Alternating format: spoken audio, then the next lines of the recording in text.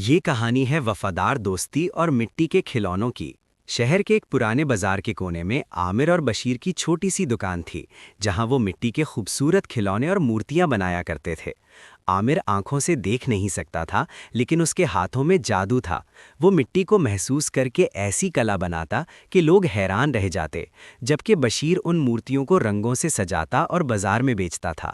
دونوں کی دوستی اتنی گہری تھی کہ عامر کی آنکھوں کا کام بشیر کرتا اور بشیر کی کلا کو عامر اپنی انگلیوں سے پہچان لیتا۔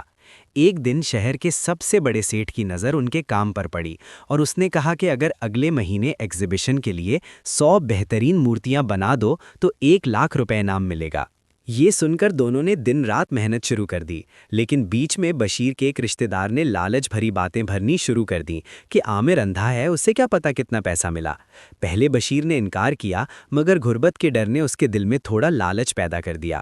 پھر جس رات مورتیاں سیٹھ کے پاس لے جانی تھیں، اسی رات بازار میں بھیانک آگ لگ گئی۔ بشیر باہر بھاگ نکلا، مگر پھر اسے یاد آیا کہ عامر اور سارا کام اندر ہے۔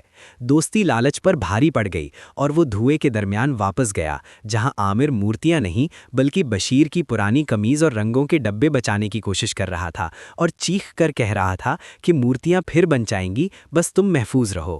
یہ دیکھ کر بشیر کی آنکھیں کھل گئیں۔ اس نے عامر کو باہر نکالا۔ مورتیاں جل کر راکھ ہو چکی تھی، مگر دوستی زندہ تھی۔ اگلے دن جب سیٹھ کو یہ سب پتہ چلا تو وہ بہت متاثر ہوا اور کہا کہ مورتیاں تو مٹی کی تھی، مگر ایسی ایمانداری اور دوستی انمول ہوتی ہے، اور اس نے بنا مورتیوں کے ہی انہیں انعام دے دیا تاکہ وہ اپنی زندگی اور دکان دوبارہ شروع کر سکیں۔